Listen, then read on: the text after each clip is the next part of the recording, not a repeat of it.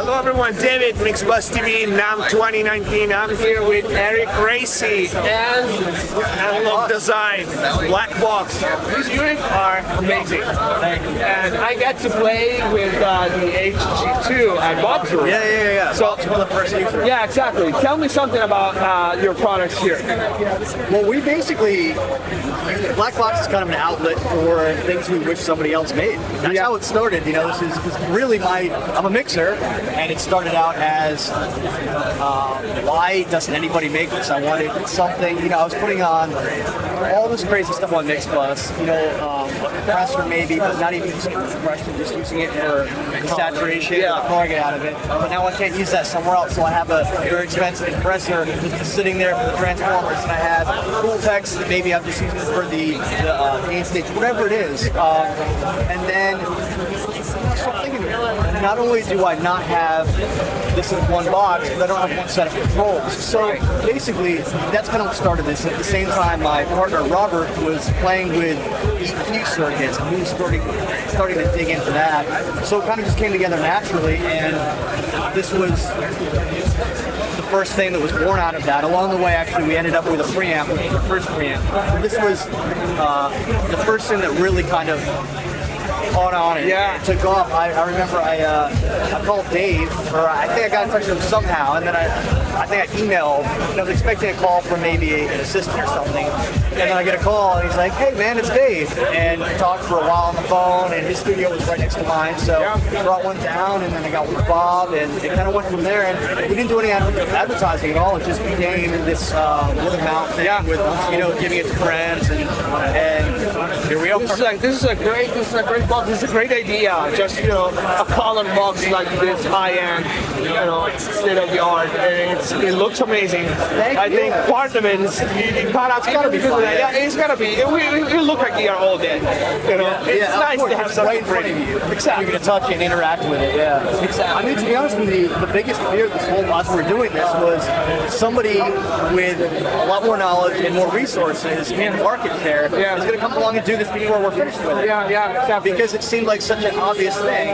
Someone else is going to do it, of course. And luckily they didn't. And I think the reason is that at the time, you know, this started in 2008, the development, and everyone was still really focused on summing units. And that's how you get the magic is through summing. And we initially actually built a summing unit, and then we realized as we broke it down that what we were looking for wasn't getting summing itself. It was the circuitry. So we said, let's take the summing out entirely and focus on the 2-bus, and that's kind of how that... Isn't that funny? Because I have a very controversial video about summing mixing. And my point is exactly that. You know, it's not the sum itself that has something wrong. No. It's the color that you get. So why you want to get something that just have one color? This is the perfect 2-bus processing for that, because it's versatile. You know? Well, and that's the thing, is that summing, it's hard when you discuss it. You probably see, I get into this conversations online about it. Summing mixers can sound great, but it has nothing to do with the actual summing, and it's not fixing a problem with internal summing. In the box summing is fantastic. In fact, the closer you get to a perfect summing mixer, the more it sounds like in the box. Yeah, exactly. So it's fine if the summing makes sense from a workflow perspective, but it's not that you need the actual summing. You just want everything in the path on the way there. Exactly. So, and that's not to say that summing makes it bad, but just that once people have that knowledge, it allows them to decide how they want to add it, how it makes it workflow. Absolutely. So that's kind of the conclusion. You came to that conclusion, you know, over a long period of time, not just using it, but really studying it, breaking it down, because when we thought that was the answer, that was what we were looking at, studying, doing tests, and building it. We're like, oh, wait a minute, really, we can do it a different way. Yeah, definitely. And I see that a lot now. People are doing, there's a lot more, you know, there are a lot more products aimed at Xbox. Yeah, cool. So everybody knows these two products.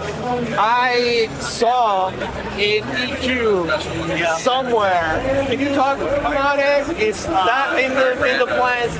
There is something in the plans, and I'll tell you, basically, last year we showed a prototype. Okay. The reason we're not this year, and the reason it hasn't come out, is because about a month after NAMM last year, we had this, I mean, it's, the prototype, what we were doing was awesome, but during the development, I can't say too much, but there's something that happened that made us shift direction a little bit, and from that we went, wait a minute, we've opened up all these other possibilities. And what we ended up doing is going back to the drawing board, not in the concept, but in the execution. And so now what we're doing is not only the show and all of the other things that it had that nothing else has, but now it's going to be implemented in a way.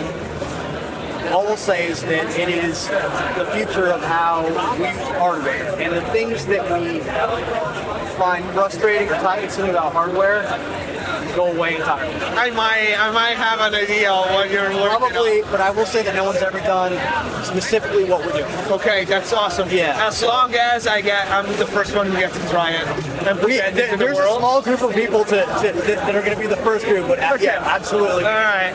And in fact, I told Dave, I said, Dave, so we got this thing going on, and his response to me was, like, does the world really need another EQ? And I was like, you know what, here's what we'll do.